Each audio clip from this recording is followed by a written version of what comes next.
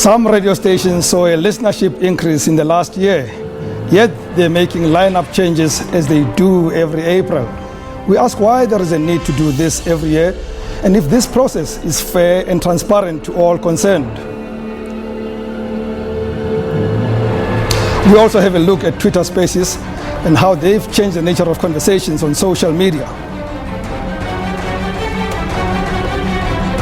This week, we also visited community newspaper Ekurhuleni News.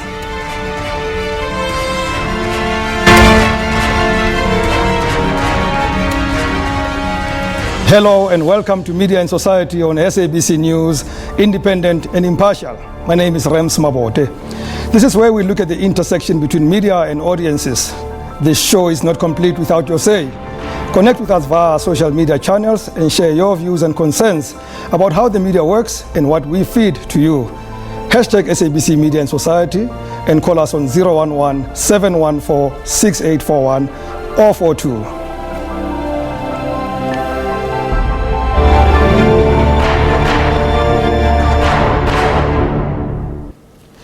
Every year leading to April, those that work on radio sometimes speak of the uncertainty they go through as they could be facing less shifts on different shows, less rates, or even the X altogether.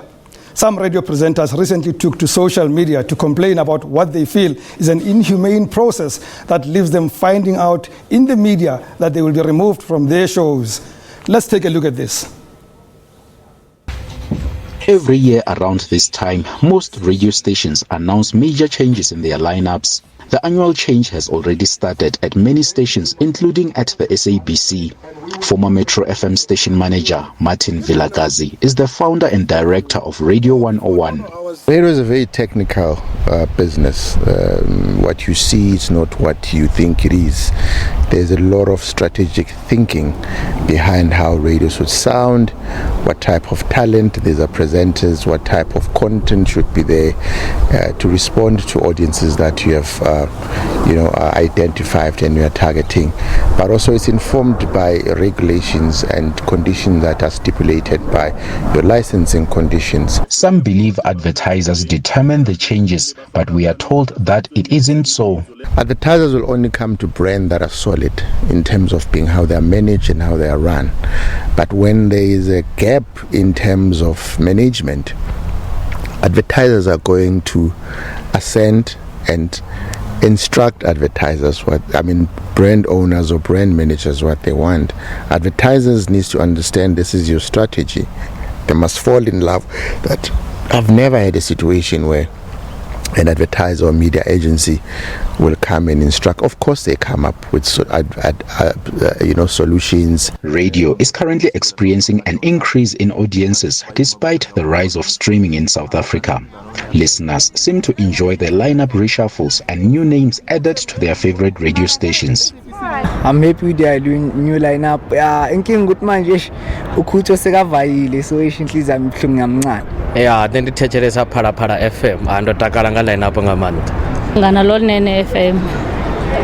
I'm very happy with with the lineup, everything there. Kwala FM, it's actually a radio station back in Nelspruit.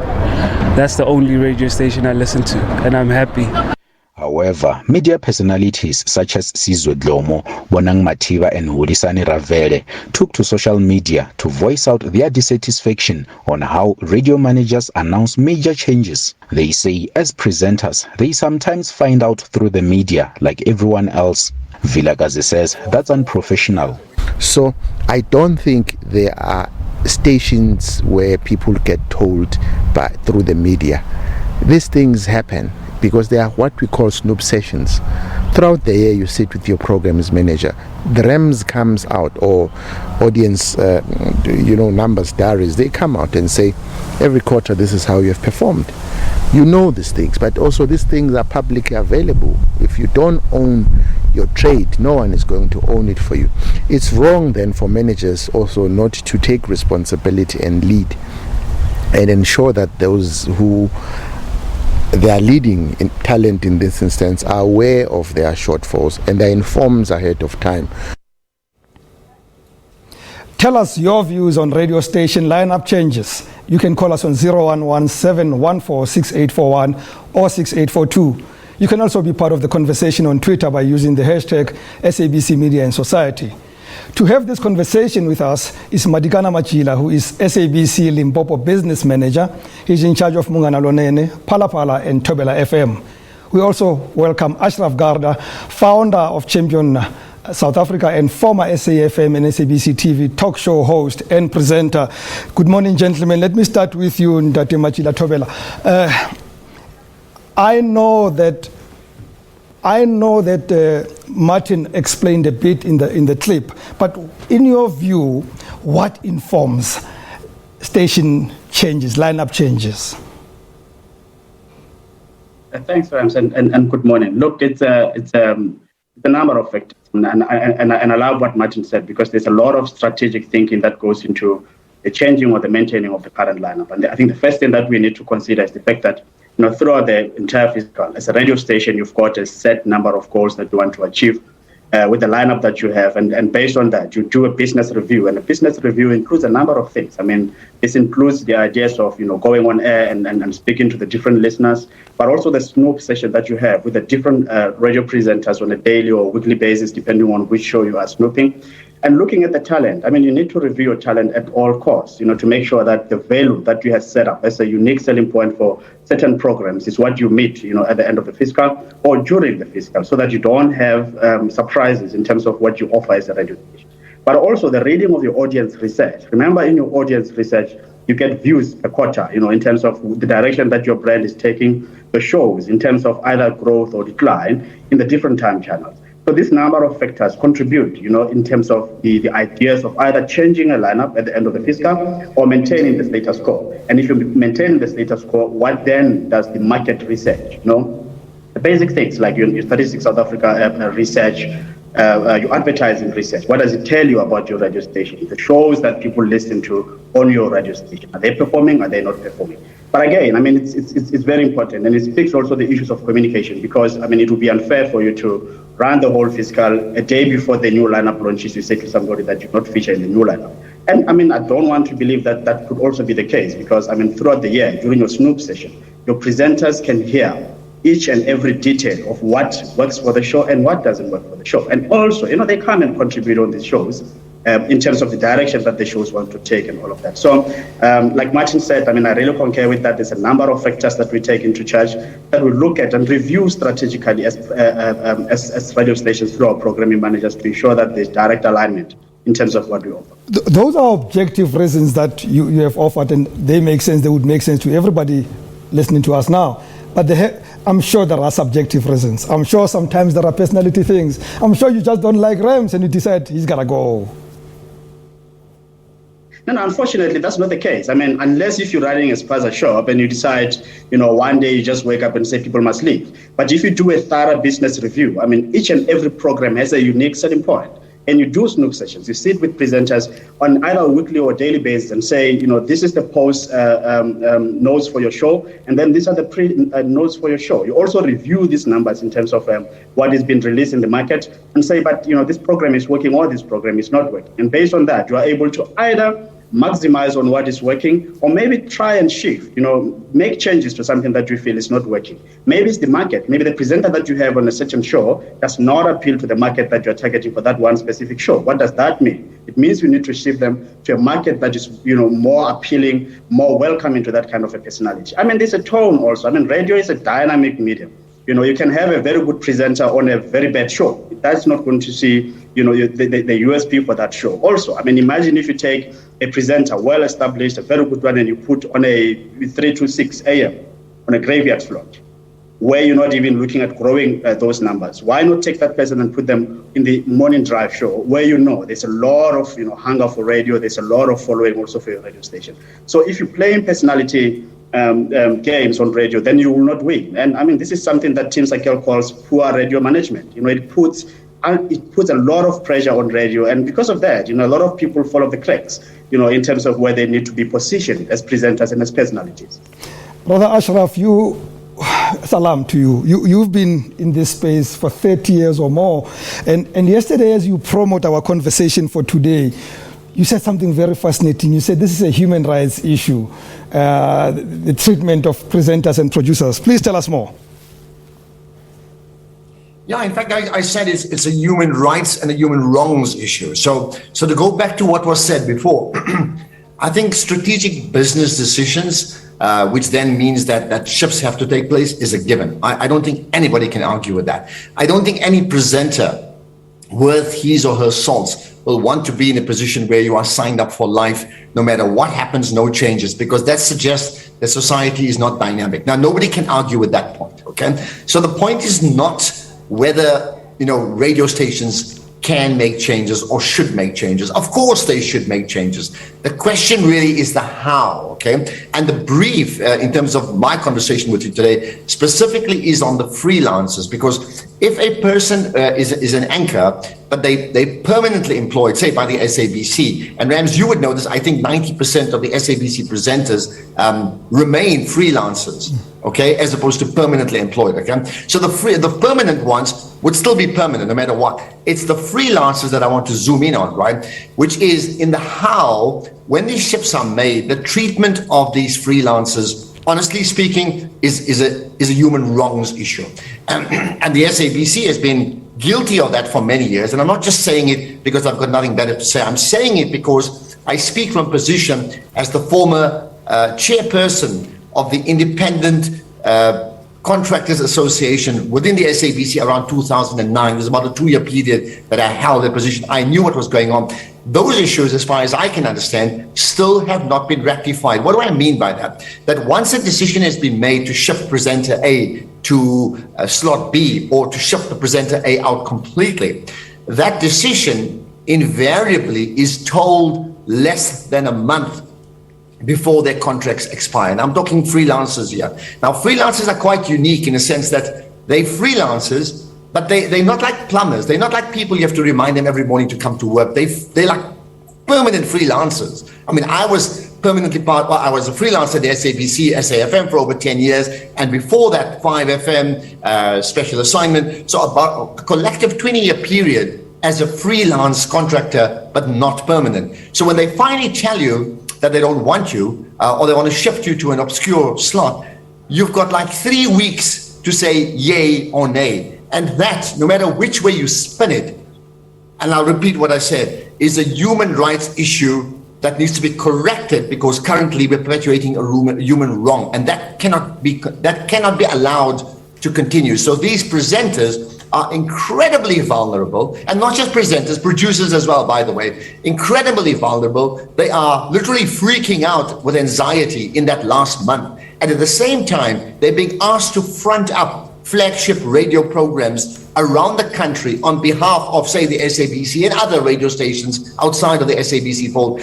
How do you expect people to do that and exude a sense of confidence when at the same time everything that's happening to them undermines their very own confidence? Let me interrupt you. Oh, you're done, actually. Good. Lupin Isa, who's a veteran radio person himself, or media person himself, says, well, on the other hand, Ashraf, people like him, you, me, everybody else, some of us can be very thick and very difficult to work with and have big egos, and they make it difficult for people like Mr. Machila to manage us, and at some point they have to pull the plug. Are you asking my opinion? Well, yeah. That's fine, but then I must give you a proper brief. So to tell you my things very quickly, and our time is limited, okay? When the SAFM had their massive changes 3 years ago or 4 years ago, I used to host the afternoon show, as you know, right?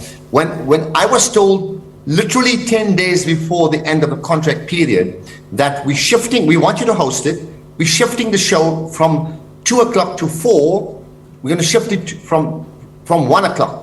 And I say, I'm fine with that, but I have a problem with a Friday because, as you said to me, Salam, I go to the Juma prayers on a Friday. And the same SAFM management refused to allow me to start the show half an hour later or to have a guest for 30 minutes for something that was fundamentally part of my religious beliefs. So I had to make a choice between following the prophets or the line of the prophet. As a result of that, I was forced to host an evening show unplanned 1 week before the end of the contract period. So basically, you're put into a corner. When my contract was not renewed a year later, there were no reasons given. So you see, this is your point. If the reasons are poor ratings, we don't like your mannerisms, all those things, they're fine. But there's a snoop session in the period of the year, but is there a conversation that you have where there's an open analysis, as the SABC says, independent, impartial? How impartial and how independent and how open is the SABC in providing the information to say, we are not renewing your contract on the basis of X, Y, and Z? I challenge people who've been in that position, including myself, but just not me, who can explain to you that they will explain well in advance why. And more than likely, the latter will prevail, which is no meaningful explanation. Goodbye. That doesn't bode well for us as the SABC and Dr. Machila, does it? That we don't give people enough notice. And as Ashraf says, these are freelancers. They need to plan their lives differently. They're not here every day. So if you gave them short notice, you're messing up other stuff.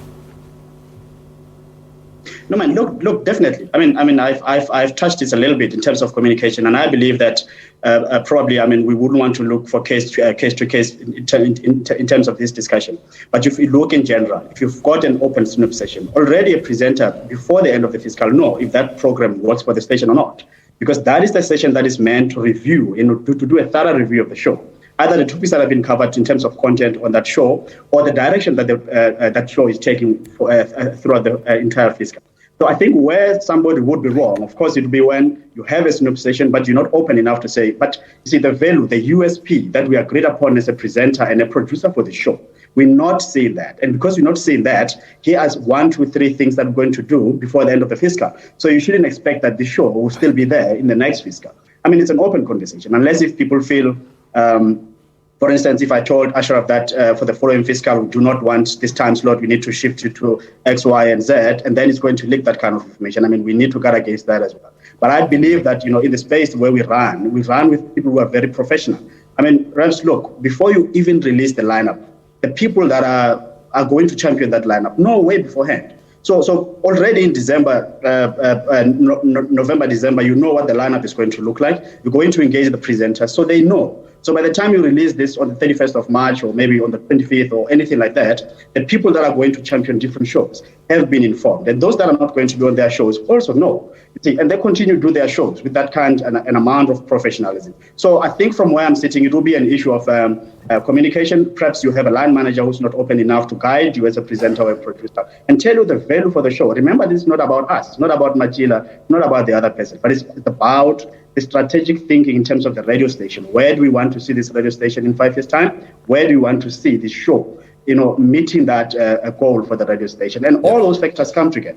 So but if I can jump in, your position, Ashraf, I need to take a break. You sound like you have a model that Ashraf, let me take a break and then we come back to that. Okay, so we're going to continue our conversation when we return after this short break. Please remember to call us on 011-714-6841 or 6842.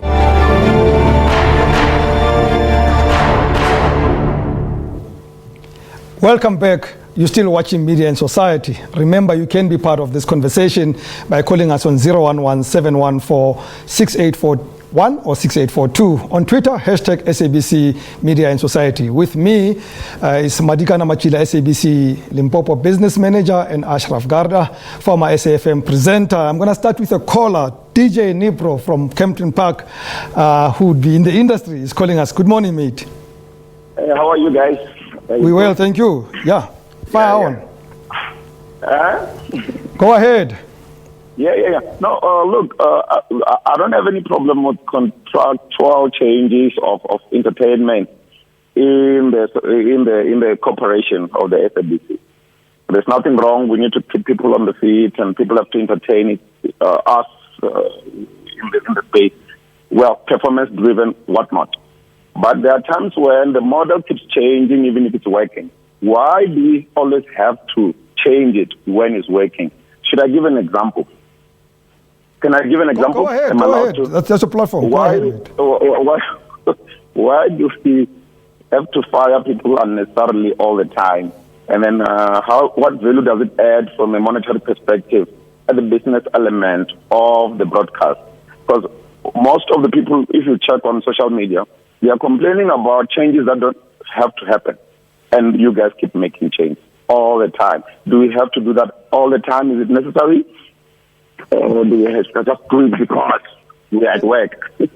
Thank you, DJ Nipro, for that question. There's another question here before I go back to my guest. It's on Twitter. Ike Tlapani Munameti says, station and program managers, by just firing presenters through the expiry of contracts, shows that they are not qualified to be in management. They must provide data to indicate why they took decisions. The changes must not be based on hatred of an individual. I think Mr. Machila dealt with that one. Ashraf, you wanted to almost violently respond to what Madikana was saying. You're using a word called violently. Oh my goodness, that's yeah. I mean, look, I think what Madikana said early on is honorable, and goodness, I would love to work with someone like you. But the reality is, your views about openness and consultation, in my experience with the SABC, and I've not been there for the last 2.5 years, but before that, was an exception to the rule. It is not the rule. In the 10 or 15 years that I had my contracts renewed, not once in the 10 years was it ever done before the 1 month lapse period. It never happened. So I can speak personally from that. And I think what my views are reflects so many other people. You made the point about openness. We can have an open conversation. Quite bluntly, what open conversation? Maybe your side, yes. But we came through a period 3-4 years ago where our ability as the talent to deliver our talent on air was diminished and curtailed at that period by an SABC at that time that was hell-bent on not allowing any Zuma sentiments to be discussed on air. So your natural inclination to ask difficult questions were curtailed. Then you get judged by the fact that you're not asking difficult questions. So it is a ridiculous scenario. And therefore, I'm saying to you with respect that what you're doing is cool and right. And I pray that is what prevails across the SABC. From what I can hear, unless things have changed dramatically, and my conversations with my former colleagues suggest otherwise, I don't think they've changed. I think there's a lack of openness. Find me one presenter who's had a cool chat with a program manager with 2 weeks to go before contracts end, and they'll be very open and they'll really explain how they're going to rebuild your career or do something else. It does not happen. I will not implicate myself by responding to that question. DJ Nipro. I mean, look, I also wouldn't want to represent the SABC view, in this kind of a session. But what I want to believe, Ashraf, is that, we can look at different cases in terms of what radio programmers, and my strongest belief, and this is something that I believe that as the SABC we embody, an open conversation. We wouldn't want to have Snoop sessions if we're going to change a lineup and say, no, we don't want you anymore. So the Snoop session for me is that open platform. You see, on a weekly or daily basis, depending on how often you have your Snoop session, you're able to engage your programming manager in terms of what he or she believes works, what doesn't work. But also there's a very big thing, and I'll keep emphasizing this, the USP, the unique selling point for the one program that a presenter or producer is producing. All of this come together at the station goal. See, each and every program gives this to the bigger picture in terms of how radio stations run. If you have a radio station like Tobela FM where you say, Mushate Wadzibo Lebitabitu, each and every program has to embody that in terms of a little bit of a contribution that they make. So during your Snoop session, during your meetings with the programming manager, during your quarter reviews, every time you've got the audience research numbers, you have conversations about, is this show working for the radio? Let's take another call. Ike is calling us from Pretoria. I need to take a caller. Ike, good morning. Hey, good morning. How are you? Very fine, thank you. Please ask your question or make your contribution. Now, my contribution and my analysis is that this thing of station managers, programs managers, waiting for contracts to expire and leave presenters high and dry, it shows that the chain of management at SABC is not aligned. This thing must start from top and the manager. They must know what is happening on each and every show. Meaning, when they say they are not going to renew the contract, they can even tell you 3 months before to say, look, this is what we have been monitoring in your show. This is the data that we have, and this is the decision that we intend to take, not renewing your contract when it ends. Not today when April is next week. Not by just keeping quiet and you find out when you go to work that you are no longer having access to SABC building. So it also shows that most of these managers, they are incompetent. Ike, thank you very much for your contribution. But Ashraf, I hear what Ike is saying. We're not saints. We also leave the stations at a whim. We get an offer elsewhere, we tell them the day before and we're gone. Well, maybe we, maybe you, but we is not me. And I can only speak about people I know, okay? I have never done it, but I'm just saying. Breaking the contract. Well, then we can't say we. You see, then we're just making massive generalizations, okay? So there will always be exceptions to the rule, like there are great managers and like there are poor managers. I think the more important issue for me is this. Think of a presenter as the playmaker, the captain of the team. Think of the coach, think of the producer as the coach, and think of the business unit manager, as the chairman of the board, okay? They should be aligned. The reality is they're not aligned. There's so much that goes wrong. I mean, if that was the case, why wouldn't 1,000 people come on Twitter to say, this is nonsense, we knew 6 months ago our contracts are not going to be renewed? There are very few people who are going to tell you that because it's just not true. That's the reason why, okay? And the misalignment is completely inconsistent with what my colleague said. So you may have a situation where what Marikana said is just cool, but it doesn't happen elsewhere. And to give you one other example, because I'm focusing on the freelancer. In the past, when I was at SAFM, for example, if we had an outside broadcast, an outside broadcast would be something that you get, the station gets paid for to host. So you do the tourism in Dava, for example, okay? When you do that, SABC gets more money. That's why they host it, right? The hotels get more money. The airlines get more money because people fly down there. Guess what? The presenter and the producer, both freelancers, don't get paid 1 cent extra, even though potentially SABC is earning 250,000, 1 million rand for that. Now that, I must tell you, is something I've raised many times within my own business unit at the SAFM to say it is unfair, it is unjust. Now, unless things have changed, someone must tell me today that that's been changed. Up till 3 years ago, it did not change. So can you see how lopsided this relationship is? And when I go back to who's the captain of the team, one thing is asking you as the playmaker to deliver, and they're being judged by how you deliver, right? But the other thing is setting up a team structure that management does, where in fact the team structure mitigates against you delivering, and then you're being judged by your inability to deliver. So there's something wrong. I'm completely for the right to make changes. I mean, that's cool, that's fine. What I'm against is the unjust manner that the talent, which is presenter and producer, have been treated for a long, long time. And quite honestly, it is a reflection of how communications companies, including the SABC, but not just the SABC, have in fact taken the talent for granted and have relied on the leverage they have, which is the leverage of giving them the power of the airtime, because we all know what the privilege of a platform is, okay? And that is the big carrot they dangle. If the platform is removed, okay, you just as an individual, you have less influence over society. And that's the big carrot. And that is what makes the presenter and the producer so incredibly vulnerable to accepting offers at the 11th hour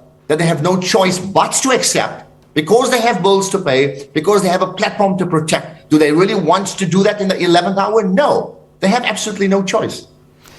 Marikana, shouldn't we perhaps look at reviewing how things are done?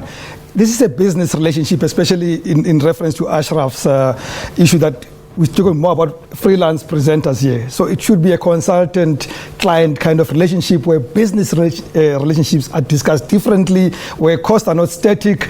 If we're going to travel, there should be a balance on the travel fees and whatever, and inconvenience of being away. That would happen with any consultant. Should we be doing things differently going forward?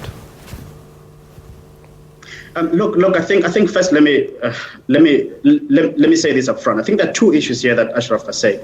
I mean, it's raising. The first one is a human rights issue that I totally concur with him that it's wrong for certain things to be to be done the way that he explains it. But the second one is that, Ashraf keeps referring to personal experiences, and because of that, it's a little bit difficult for us to reflect, because if you reflect on something that has happened to you at a personal level, it's tempting for us to draw into that. But I think from where I'm sitting and the explanation that I gave, in terms of the processes, in terms of the number of processes that you go through in a review process at the radio station, then you shouldn't be having anything that has to do with personal feelings or anything that has to do with the presenter being treated unfairly because somebody probably doesn't like them or not. But one, I think in terms of your human rights issue, it's very proper. When you do a business review, and like I said, this is a holistic process that looks into the business. It looks into your talent. It looks into the value of the shows. So there's no way you can wake up one day and say, this show is not working for me, and that consultation hasn't been there. But look, like you say, you've got bad managers, you've got good managers. Maybe some people are doing that, and I believe it's wrong, and it should not be allowed to happen. But it would be wrong of us, to come into this forum and say this is what the SABC is doing, because I work for the SABC. I don't think the SABC does that, and it would be very unfortunate for us to generalize, because I believe, there are cases where maybe somebody is not happy, and there are cases where people are happy. So it's not very fair to come to this platform and say something is wrong there at the SABC, and because of that, then things need to change. But where there is something wrong, look, we cannot run away from it. We need to correct that. You're working here with people's life. I'm human. I don't think I would appreciate somebody saying to me a day before my contract ends that your contract ends. But also, I think there's another thing that people need to that we need to talk about openly. Yeah, I think you've covered that. I just want you to cover, could there be an opportunity to renegotiate how the work is done between the consultant that we call a presenter in this case and the client that we call the broadcaster? Yeah, it's an open process. You work with talent. It's your talent. They champion your shows. If they're going to go on an OB, they're on a call. I don't know of any freelancer in the SABC who's on a call who doesn't get paid for going on a call. That's why I'm saying, these are things that I believe if somebody is doing them and they are wrong, they should be corrected. But in a nutshell, there is that platform to negotiate. Somebody can say to you, no, I don't feel comfortable with the rate that you're giving me. It's a negotiation process. Each and every year we get into a new contract.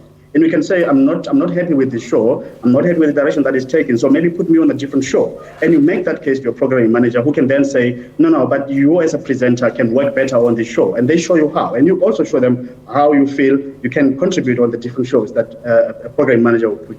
I have run out of time, but I want to finish on a lighter note or a greater note, Madikana. You've just made 3 amazing appointments in your stations, big names. It's your time to shine and tell us who they are and where they're coming in. Sure. So for Mungana Lonene, look, a lot of things have not changed. And maybe just to also answer just a little bit, do things need to change all the time? No. If something is working, it's working, don't change it. And if you can look at what we've done as the Limpopo Combo, we've only changed things that we felt they are not working and also maximize on those we felt that they were working. So the weekend breakfast on Mungana Lonene now joins Maningi now is joined by Ms. Kuli, and we are hoping that out of that show you're going to have the vibrance, the love, and all of that, and also assisting in terms of we hire talent and we groom them. So if you look now, we're going to have Ms. P, the DJ, who has been doing kiddie show for quite a number of years now, breaking into the music industry, running a top 30 on Friday, and also running a new hit show on Saturdays. And if you look at Tobela FM, we are bringing Letabo Lijoy, who's left the station some years ago to come and host our weekend breakfast show. These are changes that we believe they grow with the business and they make us big as radio stations. And where things are working, we've kept them the same. The only thing that you'll be seeing there is delivery. Radio is going hybrid now. You need to have hybrid programs where people who are on social media are able to follow you and see the things that you do with your presenters and all of that. And I'm inviting everyone to listen to Mongana Lonen and Palapala and Tobela FM and have fun, in this new fiscal. And the presenters must remember when we go hybrid, we don't dance on the desks. Thank you, gentlemen, for your time. Unfortunately, we've run out of time. So after the break, we will chat about public figures and other individuals using Twitter Spaces for online.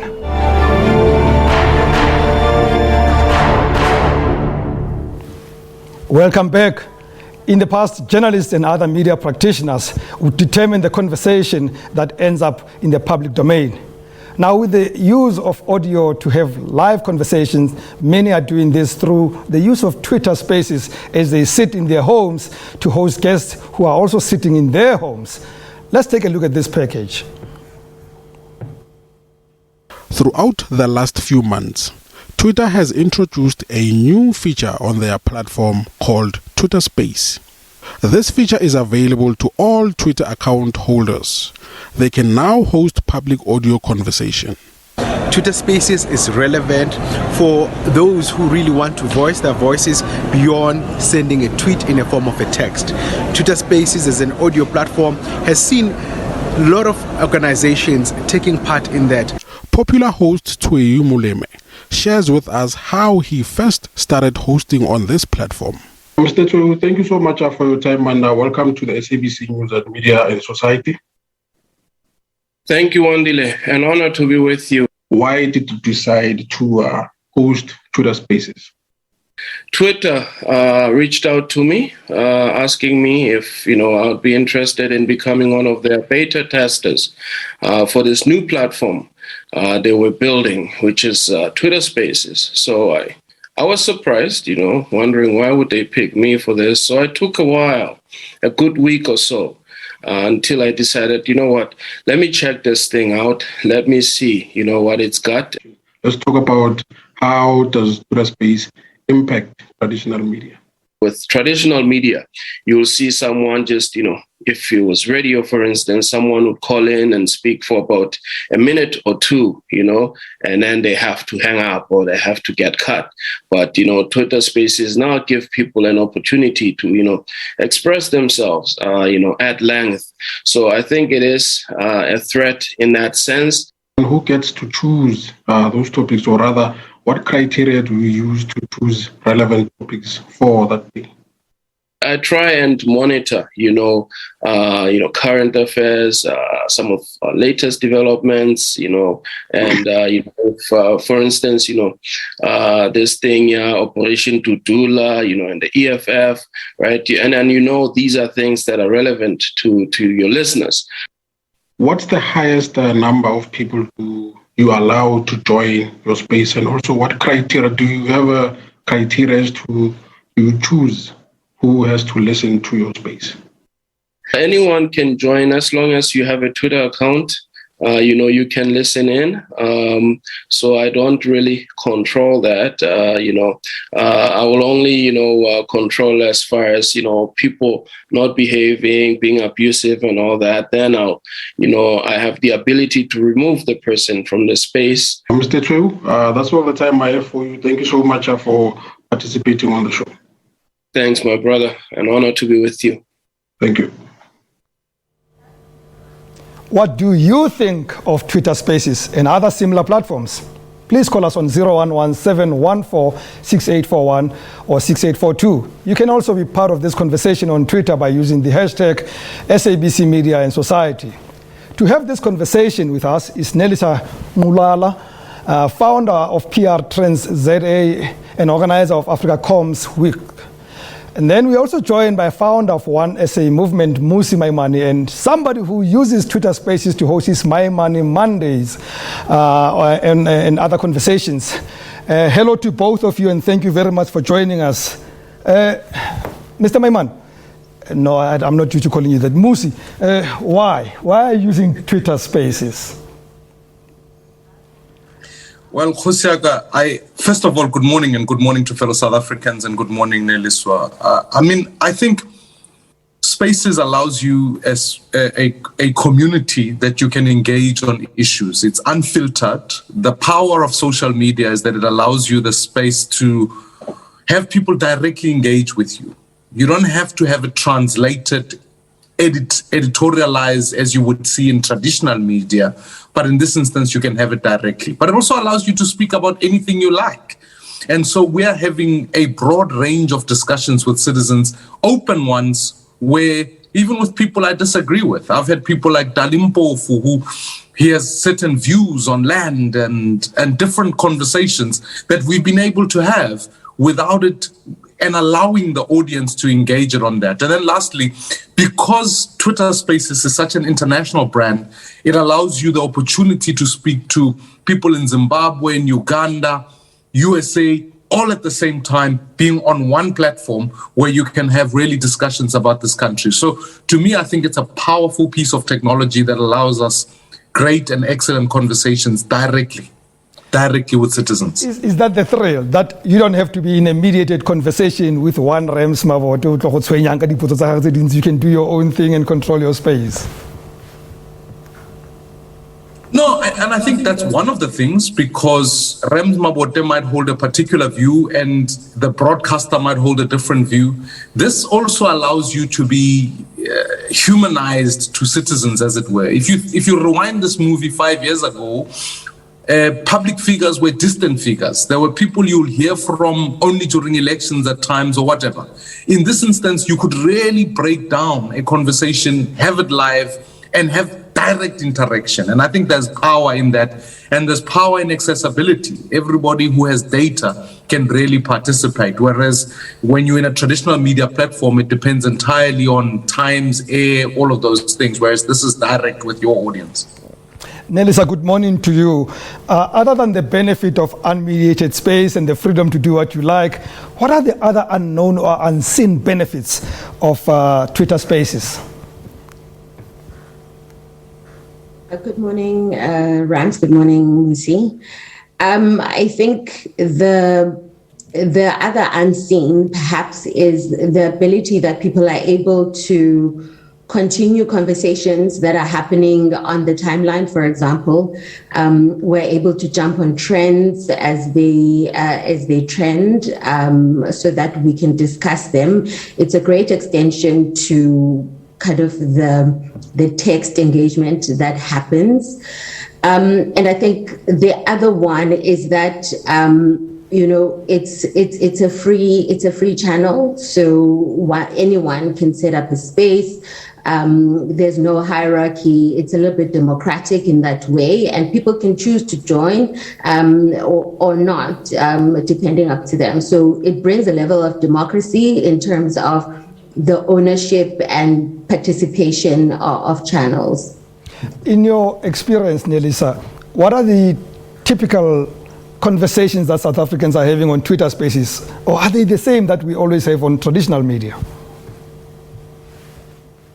No. So the other thing about the freedom of this channel is that people can pretty much have a conversation on anything, literally anything. I mean, I think Musi's one it tends to be a more political, current affairs kind of engagement. People I've joined conversations on the use of PR, for example, as capacity building and connection with other comms practitioners, to parenting, to feminism. So there's so many different conversations that people are hosting online. Musi, has this space given you, as a public figure, as a politician, more power that you probably would have felt is limited in traditional media? Certainly. I mean, let's take a typical newspaper. I can't speak of circulation numbers, but their median number is about 20,000 for certain publications, bigger ones being like the Daily Sun, etc. On social media, I can effectively reach out to, on my profile, at least just over 1 million people, which immediately broadens that. Secondly, if you have a Twitter space, for example, I had a direct engagement with Nelson Chamisa, as a good example. On that space, we had a few thousand people listen in on that.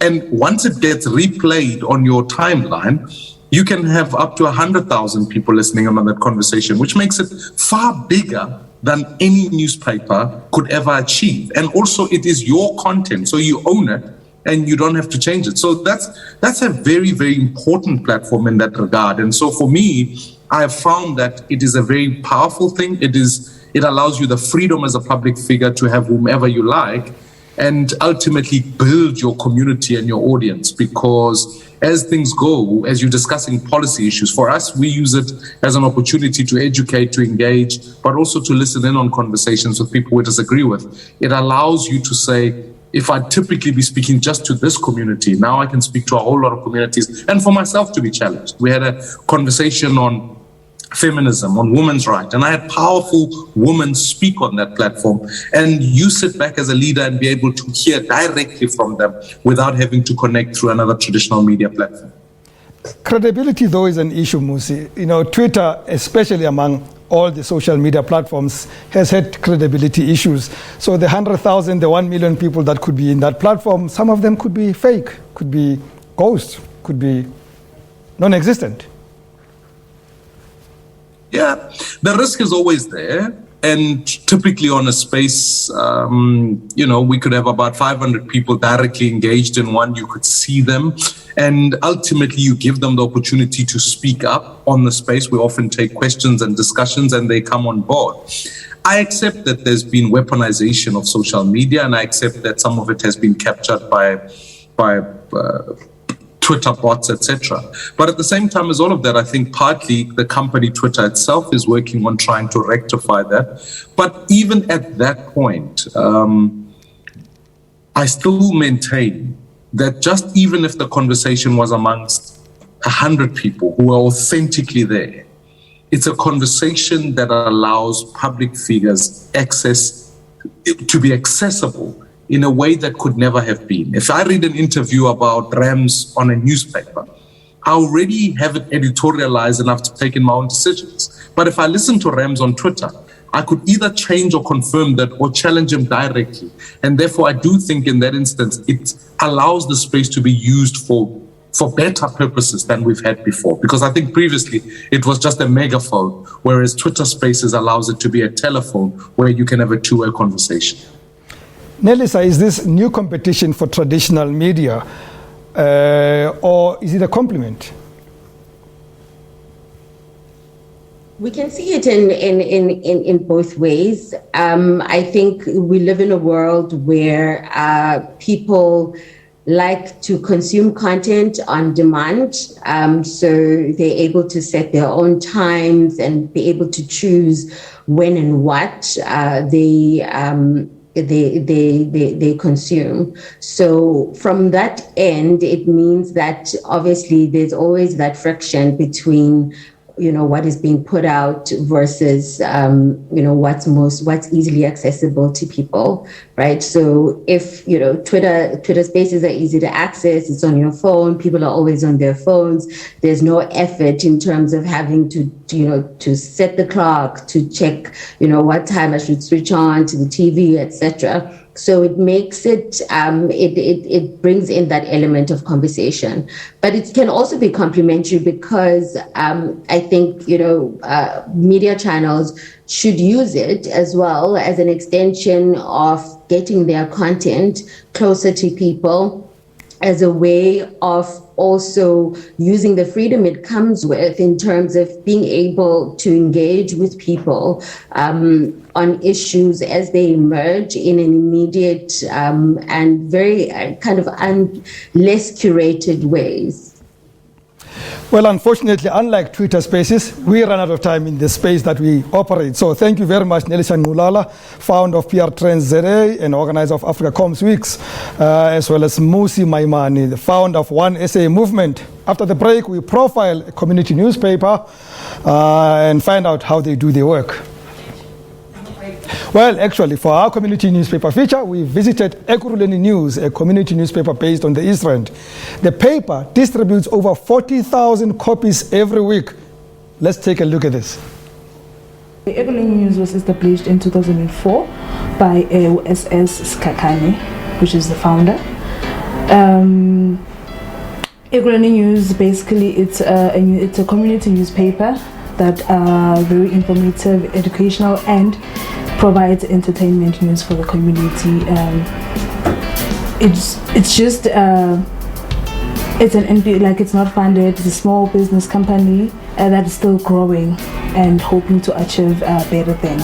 As small as it is, Ekurhuleni News, I can say it has eight permanent employees, not counting the volunteer journalists.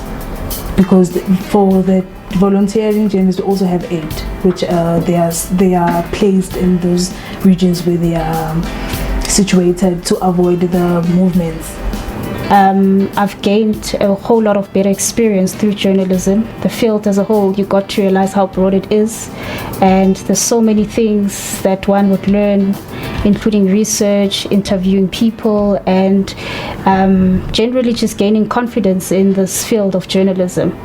And the paper in general is very beneficial, especially when it comes to local news, because you'd understand that not everyone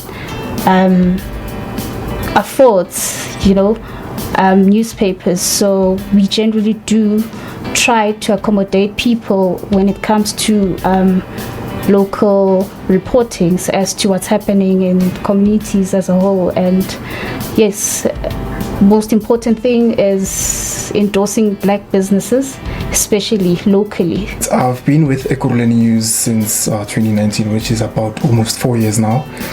So gaining experience here at Ekurhuleni News opened up my mind in many times, because I was able to experience and see that administration is broad in terms of helping other departments in the company, more especially to specialize in business administration, helping employees and stuff. The circulation figures, we print 40,000 copies weekly. It's a weekly publication. We depend on advertisements. So our sales people make sure that they go out there and sell themselves so that we get clients, so that in order the company can be sustained and be able to print out copies, and also for petrol for distribution, because we also do distribution by ourselves. All right, during COVID, it was hard. We tried by all means to survive, because we couldn't even distribute any print. That's where it was our wake-up call. We need to go into the digital space. So basically we couldn't distribute more, but we tried by all means to do the printing and keep pushing the company to move, because we needed funds in order to pay for employees and stuff. So the challenges, of course, would be the resources. As much as we are supported with growth, but the company on its own, would struggle when it comes to of course, resources. So those are the major issues with it, as in most cases it's a voluntary position. What I like most about Ekurhuleni News is that it focuses on what's happening around our neighborhood. It tells us where there are crime hotspots. It tells us about when there are specials from big retail companies. What caught my eye was small businesses being able to advertise at reasonable rates in the newspaper. So that's how I got to interact with the paper. Ended up reading stories about what's happening. We are slightly moving to digital because we make it a point that we constantly we update our website. We also have a Facebook page where we share our stories for those who can't access the newspaper. Thank you for watching and participating on Media and Society. From me, Rams Mabote, and the team, goodbye and God bless.